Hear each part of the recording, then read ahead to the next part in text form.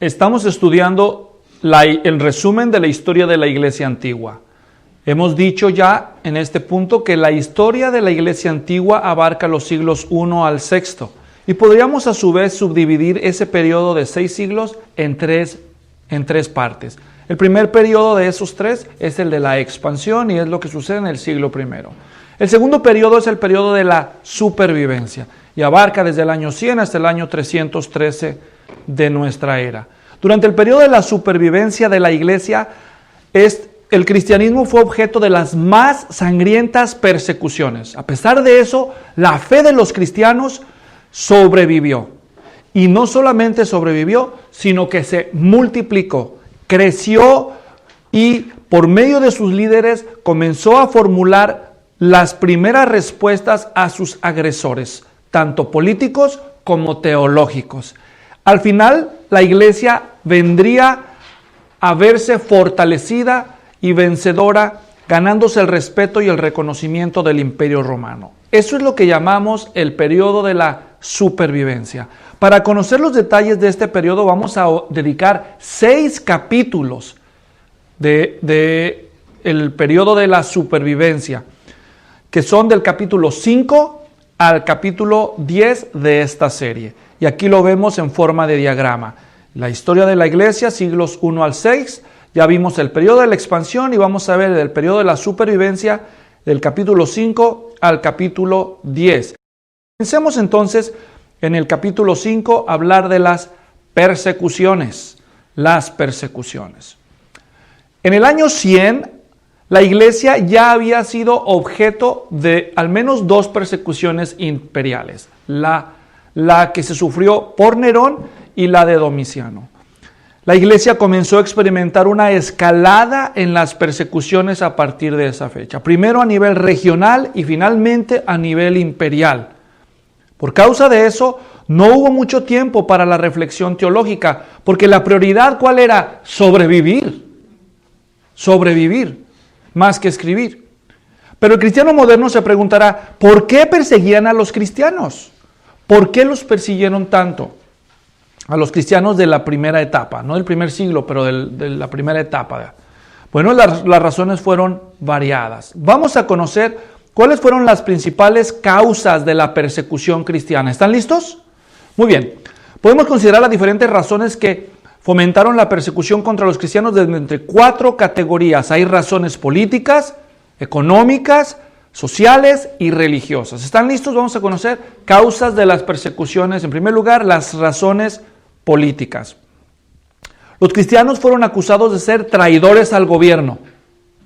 ¿Por qué? Bueno, porque ellos rehusaban adorar a los emperadores. Los emperadores comenzaron a considerarse a sí mismos dioses.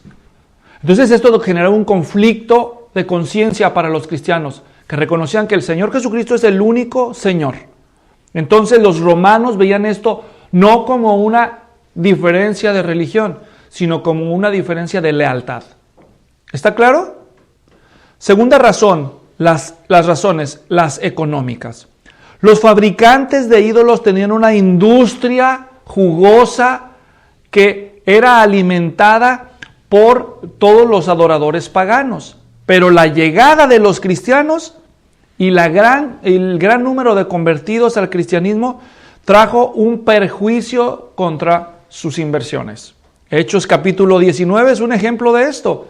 Cómo los artífices de los objetos de culto de la diosa Diana se sintieron indignados por el mensaje cristiano en la ciudad de Éfeso. Otra razón económica tuvo que ver con la esclavitud que imperaba en el Imperio Romano. La conversión a Cristo ponía espiritualmente a amos y a esclavos en el mismo nivel espiritualmente hablando. El amor cristiano entre ellos redujo el maltrato a grado nunca antes visto. ¿Se imagina cuán incómodo se ha de haber sentido un amo pagano en su trato para con sus esclavos al ver cómo los nuevos convertidos al cristianismo que tenían esclavos cambiaban su trato para con los esclavos, especialmente si eran cristianos también los esclavos? Esto empezó a generar un malestar generalizado. Y también esto produjo un temor en la sociedad esclavista. Si eso no fuera suficiente, los cristianos fueron acusados de ser los causantes de las calamidades, porque supuestamente ellos decían, los dioses están enojados, porque ya no los sirven como se acostumbra y como se debe. Entonces, esto generó que hubiera un malestar, un disgusto social contra el cristianismo, porque sentían que eran los causantes de la disminución de los adoradores y de las ofrendas o de los ingresos. Esas son las causas económicas. ¿Está claro hasta aquí? ¿Por qué persiguieron a los cristianos desde la perspectiva social? Bueno, los cristianos rápidamente se diferenciaron de muchos paganos en una cantidad de aspectos sociales. Por ejemplo, ya no asistían a los actos públicos donde había adoración. Los cristianos ya no participaban de las inmoralidades sociales. Ya no eran impúdicos. Es decir, la sociedad se empezó a sentir expuesta en su defecto moral con la presencia de los cristianos. ¿Está claro? Y finalmente, las razones religiosas. Los cristianos fueron criticados de exclusivistas, de arrogantes, porque decían que el único camino para llegar a Dios, ¿cuál era? Cristo, ¿verdad? Entonces la gente decía, qué creídos. También se les tachó de ateos. ¿Por qué se les decían ateos? Porque ellos decían que los emperadores no eran dioses. Entonces decían, entonces, ¿qué es el ateísmo? Que no hay Dios. Entonces para ellos eran los ateos los cristianos. ¿Me explico? Porque ellos los cristianos ni siquiera tenían una imagen de un Dios a que adorar. O sea, eran unos ateos descarados para los romanos. También se les acusó de inmorales, porque cuando los cristianos se reunían, los paganos se acercaban y escuchaban que los cristianos se amaban los unos a los otros. Hasta los hermanos se amaban unos a otros. Entonces decían, incesto, inmorales. No, esos cristianos son lo peor. Otra crítica que se les hacía a los cristianos es que eran caníbales. Porque oían que los cristianos se juntaban para comerse el cuerpo de Cristo. Ellos no entendían el discurso cristiano. Cristo murió por nosotros para darnos su cuerpo y nosotros, este es mi cuerpo que por vosotros es entregado, cómanselo. Entonces ellos oían, decían, no, ¿ya oíste lo que hicieron los cristianos? ¿Qué? Están comiéndose el cuerpo de uno que mataron. ¿Cómo? Sí. Y estos rumores empezaron a propagar en la sociedad romana. Entonces, ¿quién quería tener un caníbal en su vecindario? ¿Tú quisieras? ¿Verdad? ¿Quién quisiera que alguien de su cuadra rompiera la tradición ancestral en las procesiones paganas ahí? Cuando pasaba el ídolo, todos se juntaban, tenían una gran fiesta, se emborrachaban y ahora ya hay un vecino que ya no quiere participar de la fiesta, ya no quiere cooperar para las contribuciones. ¿Te parece familiar eso? ¿Entienden? Entonces, todo esto generó un disgusto generalizado en la sociedad romana. Entonces, esas fueron las principales causas de la persecución. ¿Quiénes son los emperadores más infames que la agarraron contra los cristianos pero de frente? Aquí tenemos una lista, ya sabemos, el primero, Nerón.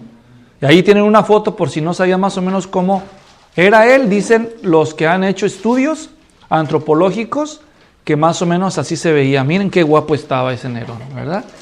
Tiene aspecto como de una película de terror. Domiciano del 89 al 96, Adriano del 117 al 138, Antonino del 138 al 161 y Marco Aurelio, que fue un gran filósofo según los romanos, pero fue un acérrimo perseguidor y asesino de cristianos. Su hijo Cómodo del 180 al 192, luego Septimio Severo del 193 al 211, Decio, Valeriano y Diocleciano fue el último de los perseguidores de este periodo. Todavía va a venir otra persecución más adelante con Juliano el Apóstata, pero no va a ser tan generalizada. Estos fueron los principales perseguidores de este periodo. De esta lista que acabo de mencionar, los primeros 7 persiguieron al cristianismo de manera regional e intermitente. Cierto periodo y luego descansaban. Los últimos 3, es decir, estos que mencionamos, Decio, Valerio y Diocleciano, ellos persiguieron a los cristianos a nivel imperial de manera intensa. Ellos literalmente querían exterminar el cristianismo de la faz de la tierra. ¿Se imaginan eso? Eso es para dar miedo, ¿o no? Cualquier persecución, pero ellos se la tomaron como misión, borrar el cristianismo del planeta. En el periodo de Marco Aurelio, los cristianos se les comenzó a echar a las fieras en el Coliseo. Todos los relatos que ustedes ven, el mártir de las catacumbas, todos aquellos libros antiguos que hablan de cómo los cristianos sufrieron cantidad de tormentos. Justo González, en uno de sus libros, precisamente que se llama La Era de los Mártires, cuenta muchos de esos ejemplos, pero hay muchos registros más. Los cristianos sufrieron los peores tormentos que se pueden imaginar en ese periodo. Y ellos, como no negaban a su fe, entonces los romanos se les ocurrió entonces agarrar a sus hijos y a sus esposas, y echarlos a las fieras delante de ellos y presionarlos para que negaran su fe. ¿Se imaginan? Les ponían pieles de animales recién matados y les soltaban a los perros salvajes o a los lobos para que se los comieran vivos. A los rinocerontes para que los acornearan. No. A los toros. No. Es algo horrible. Hay mucho registro de eso. No lo vamos a detallar. Los trataban de quemar vivos. No. Los despellejaban. Todo lo que se les puede ocurrir, esos les hicieron. Cuando los gladiadores asesinos se convertían a Cristo, dejaban de matar a su prójimo, porque la Biblia dice, no matarás. Así que los aventaban a gladiadores, y cuando ellos peleaban y derrotaban a su enemigo, el emperador, la costumbre que tenía era, mátalo. Y el gladiador decía, no lo mato porque es mi prójimo. Ama a tu prójimo como a ti mismo. Se indignaban y ordenaban que los mataran, y los mataban. Eran cosas muy tremendas. En ese periodo de Marco Aurelio es cuando los cristianos empezaron a refugiarse subterráneamente en la ciudad de Roma, en las catacumbas, que era una serie de túneles que se construyeron, y ellos ahí se congregaban, y todavía se puede visitar en la ciudad de Roma, y se ven ahí cómo ellos pintaron símbolos cristianos en las catacumbas, en ese periodo. Después, en el año 257 se conoce como el año de la intensa persecución. Después hubo un periodo de tregua del año 260, y el 303 sobrevino la gran persecución, que fue la peor de todas. La peor de todas. ¿Por qué? Porque este hombre llamado Diocleciano dijo, ¿por qué no dejan de crecer? Y ahí surgió la frase antigua conocida como sangre de cristianos, semilla de cristianos. No se explicaban por qué entre más los perseguimos, más se multiplican. Bueno, ¿qué están locos? ¿Qué es lo que pasa? Y alguien dijo, es que el secreto de la multiplicación de esa fe, de esa secta, no es matar a sus líderes, son los escritos. Es que ellos tienen unos escritos que consideran sagrados, que copian, y luego se los llevan y los leen, y más gente se sigue convenciendo de esa locura. Entonces él dijo, exterminen los escritos. Todo aquel que guarde una copia de esos escritos, pagará con su vida. Entonces, esto fomentó que la iglesia depurara el Nuevo Testamento. Porque ¿quién de ustedes, si fuera un cristiano de ese periodo, estaría dispuesto a morir por un libro que no es inspirado? No, pues aquí tengo el Calimán, ¿verdad? No, pues aquí tengo el Capulinita. No, pues aquí tengo los X-Men. Pues claro que no. Yo no voy a morir por un libro que no vale la pena defender. Pero en cambio tengo otros libros que sus palabras son capaces de cambiar mi vida, de darme entendimiento, de fortalecer mi fe.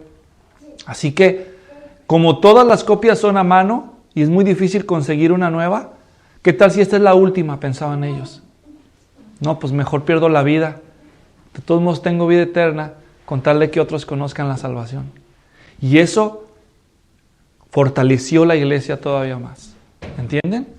¡Qué maravilloso! Tú agarras una Biblia el día de hoy y hasta te compras varias copias y tú no sientes mucha preocupación. A ellos les costó su vida para tener una porción de este maravilloso libro. Agradecidos deberíamos estar con ellos, que por su sangre nosotros nos damos estos lujos. Ninguno de ellos tuvo jamás una copia completa de la Biblia. Ninguno. Se conformaban con oír lecturas de algún fragmento de las Escrituras. Con eso tenían para vivir contentos. Y nosotros teniéndola, la leemos, la estudiamos, la memorizamos, la transcribimos, la citamos. Bueno, Diocleciano ordenó la destrucción de las iglesias y de las escrituras cristianas, el encarcelamiento de todos los obispos y ancianos y de hacer que todos los cristianos escogieran entre Cristo o la muerte. A los condenados se les confiscaban sus bienes y se les dejaba a sus familias en humillación y en miseria. ¿Te imaginas trabajar tú y las generaciones anteriores a ti para crear un patrimonio y solo por convertirte en cristiano lo pierdes todo? No era fácil ser cristiano. No era como ahora, cool, es la moda. Acá colgo una crucecita de arete, un tatuajito aquí de Juan 3:16. Eso es ser cristiano ahora. En aquellos tiempos era otra cosa. Era otra cosa. Era su vida misma. Las persecuciones de los cristianos terminaron con la llegada del emperador Constantino después de firmarse el edicto de Milán. Bueno, ese es un resumen de las persecuciones. ¿Está claro? De las persecuciones bajo los emperadores romanos. Hablemos cómo reaccionaron a la persecución. Cuando los cristianos eran perseguidos, reaccionaban de diferentes maneras. Y vamos a ver aquí las más típicas reacciones a la persecución. Si a ti te persiguieran, antes de ver los detalles, si a ti te persiguieran por ser cristiano, ¿qué harías? Piensa, no me contestes, porque es fácil decirlo, ¿verdad? ¿Verdad? Es difícil saber. Bueno, estas son las respuestas típicas que se observaron durante el periodo de las persecuciones.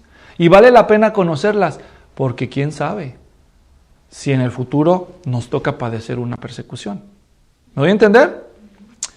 Número 1, huir. Claro. ¿Quién quiere morir, verdad? Muchos veían como una decisión sabia. Orígenes, el antiguo pensador de Alejandría, recomendaba a los cristianos que salvaran su vida huyendo, que no era pecado optar por esa vía. Pero otros lo consideraban como un acto de cobardía. Entonces esto empezó a generar cierta disconformidad en algunos. Número 2, pagar con un sustituto. Los cristianos que eran ricos, que tenían esclavos, imagínense, le decían, adora al emperador o mueres. Pues no lo adoro. Pues entonces mueres. Time out. Ni modo, esclavo, te toca. Ahí sí que aprendaba, ellos creían en la doctrina de la imputación, ¿verdad? Pues a nosotros nos puede dar risa, pero por desgracia se practicó eso. Bueno, pagar con un sustituto. Espero que no vayan a ser ustedes como Adán, ¿verdad? La mujer que tú me diste, ¿verdad? Dios no permita que la persecución nos alcance, pero pues... 3, sacrificar. Es decir, uno de los actos de adoración idolátrica para juramentar lealtad al emperador era derramar vino sobre un altar en honor del emperador. Entonces les decían, mira, simplemente adora, sacrifica. Y lo que quiere decir era derrama el vino o algún otro de los ritos paganos para demostrar lealtad al emperador. Entonces decían ellos, bueno, si confesamos nuestros pecados, Él es fiel y justo para perdonar nuestros pecados y limpiarnos de toda maldad. Pues adoro ahí nomás y ya luego me arrepiento. Eso ponía un gran conflicto, porque tenemos cristianos que están pagando con su vida por no negar la fe, y ahora tenemos a estos que cometen la idolatría y luego se arrepienten. Cometen idolatría y luego se arrepienten. ¿Y ahora tú qué haces en la iglesia con ellos? ¿Entienden? Entonces, muchos para salvar sus vidas elegían adorar al emperador al ser confrontados, pero luego se arrepentían y seguían practicando su fe. Pero ¿a costa de qué? De su conciencia, ¿verdad? A costa del rechazo de muchos de sus hermanos, porque muchos preferían morir que negar a Cristo. Entonces, ¿cómo verías tú venir a una reunión de adoración clandestina, subterránea, en una catacumba, en una cueva, en un campo abierto, en un granero ahí, se juntan unos 3 o 4 y de pronto te encuentras que ahí está y ya llegó entre ustedes el traidor? El traidor. Y tú tienes un brazo amputado un hijo asesinado, una esposa devorada por las fieras, por no negar tu fe. No era fácil para ellos reconciliar eso, ¿entienden? Eso fue un gran conflicto en la iglesia temprana, un gran conflicto. Y otros simplemente apostataban de la fe, decían, no, esto del cristianismo estaba bien al principio, pero vemos que es un precio muy alto, yo no quiero pagar ese precio, mejor me regreso. Y volvían al paganismo. Y unos simplemente decían, para mí, como Pablo, el vivir es Cristo y el morir es ganancia. Entonces preferían morir. Esas fueron diferentes respuestas cristianas al problema de la persecución. Algo muy complicado. Ahora, ¿cuáles fueron los resultados de las persecuciones? Hubo resultados positivos, pero también hubo resultados negativos. Hablemos primero de los positivos. Hay que ser positivos. Primero, positivos.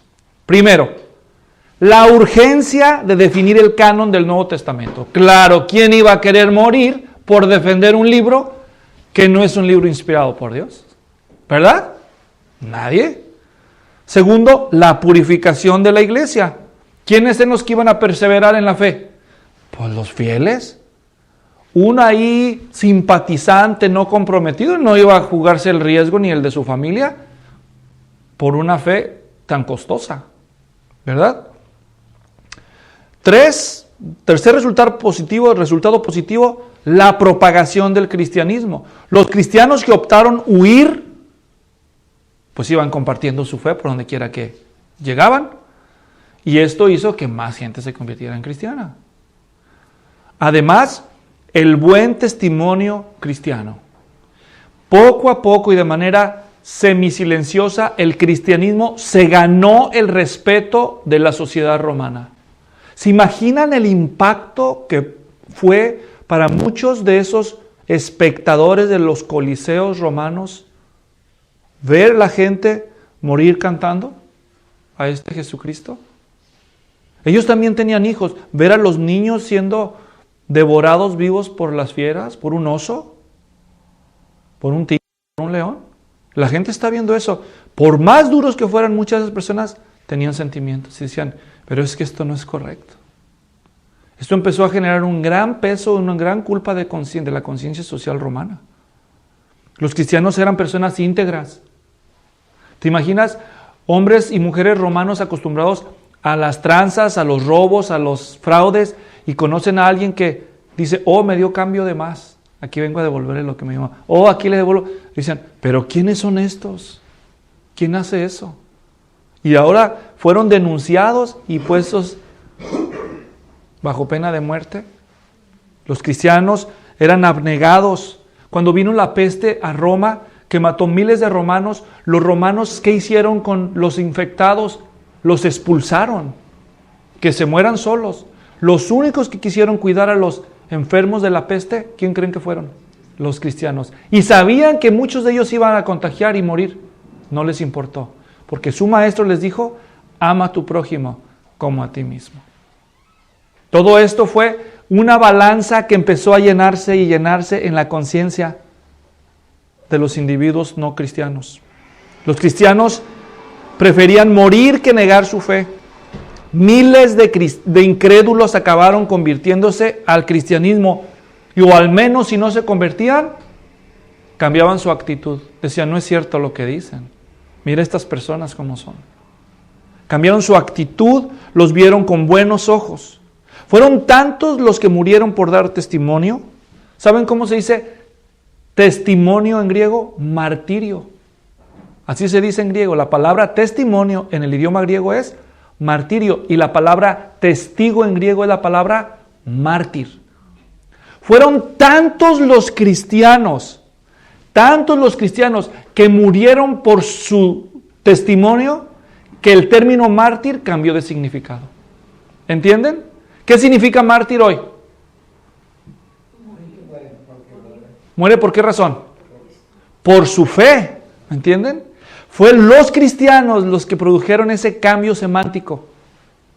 Porque por su testimonio, su buen testimonio y su confesión de Jesucristo, Prefirieron morir que negarlo. Y esto generó que la gente empezara a decir, son los mártires, son los testigos del Nazareno. Eso fue algo impresionante, positivo. Quinto, un sentido de identidad entre los cristianos por causa de su sufrimiento compartido. Es decir, ¿te imaginas? Llegaron y decían, hermano, imagínense si 2 hombres se habían encontrado en una prisión, o 3 hombres en una prisión, por causa de su fe. Uno de ellos murió, los otros fueron torturados, tenían las cicatrices, las marcas, las dolencias, las mutilaciones. Esto se hacía una especie de fraternidad, los que habían sufrido por el Evangelio. ¿Entienden? Venía un recién convertido, quejón, chillón, no me saludó la hermana, me sacó la lengua. Mire, yo me quedé con la mano estirada, no me contestó el saludo. Mire, me dieron el asiento de atrás porque ellos siempre toman el asiento de adelante. ¿Se imaginan los otros que habían sufrido por el Evangelio? Decían, no ha sufrido, no sabe de qué se trata esto. ¿Entienden? Entonces, esto generó una gran identidad en ese grupo de personas que sufrieron por su fe, que perdieron cosas, que perdieron seres amados, que perdieron libertades, que perdieron privilegios. Todo eso fue positivo. Cosas que hoy en día muchos de nosotros ni por aquí se nos pasa, ¿verdad? Pero también hubo resultados negativos. ¿Como cuáles? Número 1, hagiolatría. Diga hagiolatría. Viene de la palabra hagios, que significa santo, y latría, que significa culto, servicio o adoración. La persecución generó negativamente una veneración desmedida por los mártires, tanto los muertos como los sobrevivientes, que no murieron en el martirio, pero lo sobrevivieron. Oye, y fulano murió como mártir. ¡Wow! Ese sí es cristiano, no que mira nada más. Entonces eso generó una admiración exagerada, desmedida, por los que sufrían. ¿Me entienden? Oye, ¿y quién es tu pastor? Pues este tal Floriano. Ese ni ha sufrido por Cristo.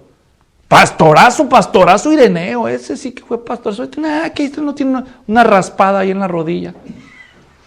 Pues empezó a generarse este desbalance, esta idealización del martirio como el camino para el grado máximo de la espiritualidad. ¿Me explico?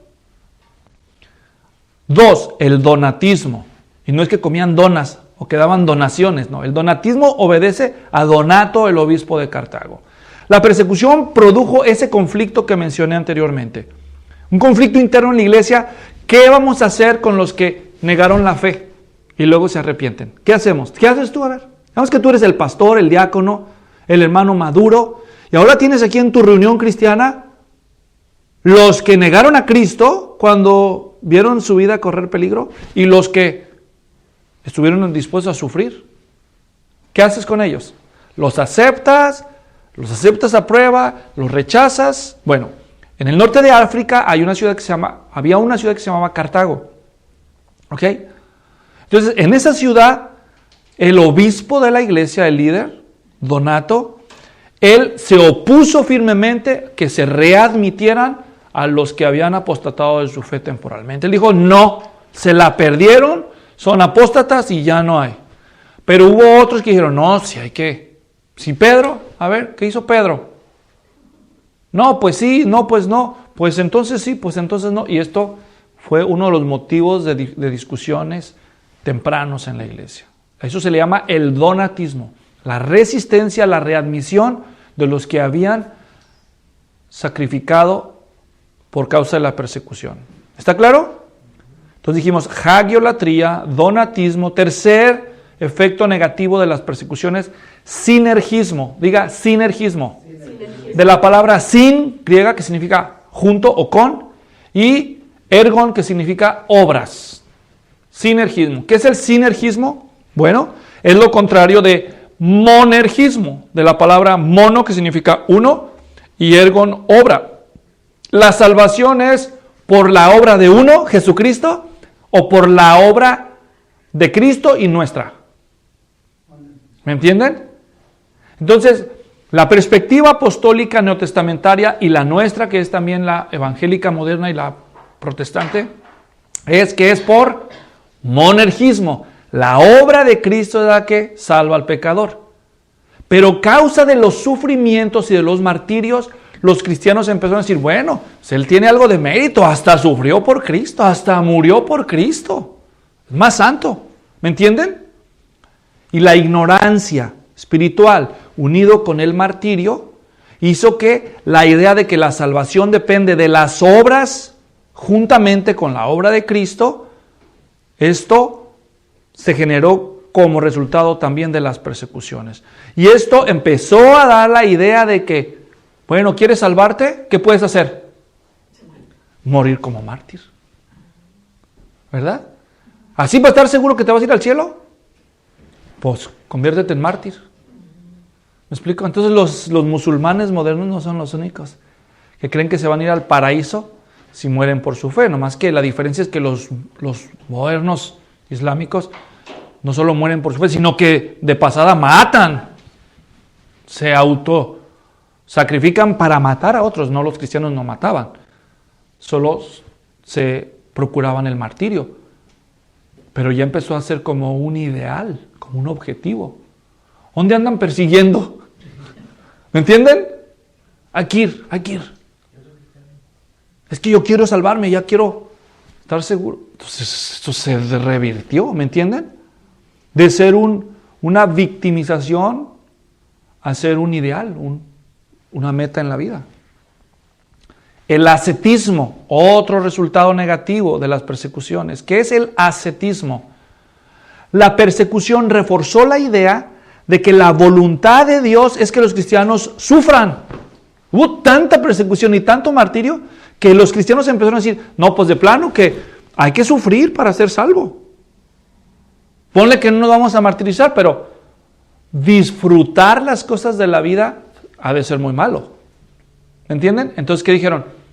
Hay que llevar vidas privándonos de cualquier placer, infringiéndonos algo de dolor para demostrar que somos cristianos. Y entonces, ¿qué es el ascetismo? Es precisamente eso. Privación de cualquier lujo o placer para tratar de ganar méritos ante Dios. ¿Está claro? Entonces, allí es donde empezamos a ver algunos de los orígenes de algunos de estos problemas. El ascetismo. Los cristianos empezaron a ir a los desiertos, a no comer nada que fuera sencillo, solo tomar agua de vez en cuando. Y si todavía no era suficiente, lacerarse. ¿Qué es lacerarse? Golpearse, infligirse dolor para castigar la carne. ¿Entienden?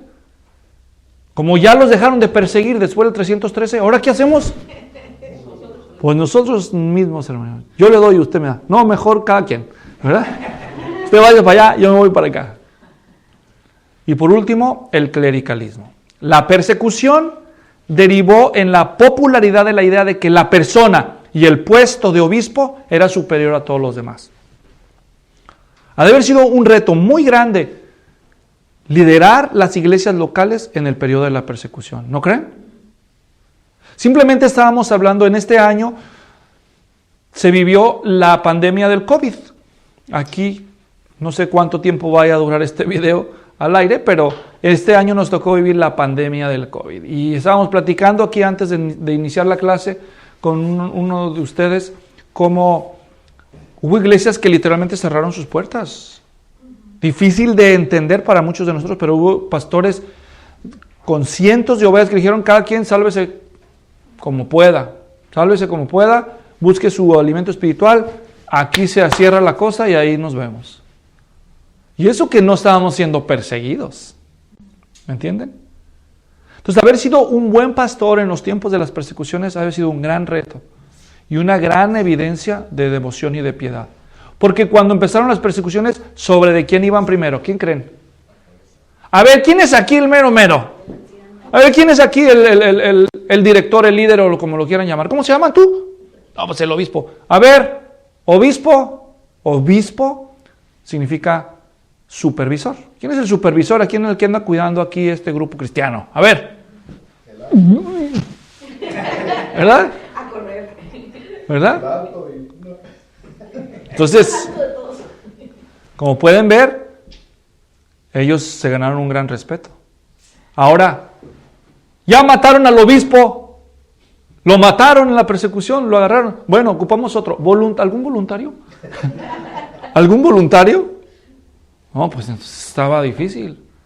Esto hizo que el puesto del obispado era muy prestigioso. ¿Me entienden? Ahora, no solamente se necesitaba alguien con carácter piadoso, conocimiento de la doctrina, sino además literalmente dispuesto a morir como Jesús demandó. ¿Verdad?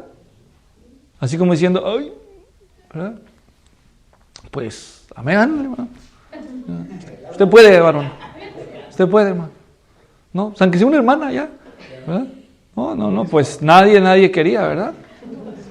El clericalismo, entonces, cuando ya empezó a haber obispos, imagínense lo que sucede de manera inmediata cuando la persecución se detiene y vemos estos que sobrevivieron. Inmediatamente se convirtieron en una clase. ¿Entienden? Los obispos de las iglesias sobrevivieron las persecuciones. Claro que cuando se firma el tratado del 313, ellos no sabían que iba a ser el cese de las persecuciones, porque esto ya había sucedido varias veces, pero lo fue. ¿Me estoy dando a entender? Entonces eso los dejó a ellos en una posición, en cierto modo, privilegiada. Termina el periodo de las persecuciones sucesivas y los hombres que asumieron el liderazgo después de los apóstoles se les clasifica en diferentes categorías. Cuando los apóstoles mueren, los discípulos que ellos dejan son los que empiezan a enfrentar algunas de las persecuciones imperiales que acabamos de describir. Se les llamó los padres apostólicos. No los confundan, porque aunque su título es padres apostólicos, no eran los apóstoles, eran la generación siguiente a los apóstoles, los discípulos de los apóstoles y de los líderes de los apóstoles. ¿Me estoy dando a entender? Es decir, los líderes del cristianismo del del segundo siglo, del año 100 en delante. Después de ellos vendrían los apologistas y los polemistas en la siguiente generación, y después de estos, los teólogos. Pero eso es el tema de los siguientes 3 capítulos. En el próximo hablaremos específicamente de los padres apostólicos. Nos vemos entonces en la siguiente clase.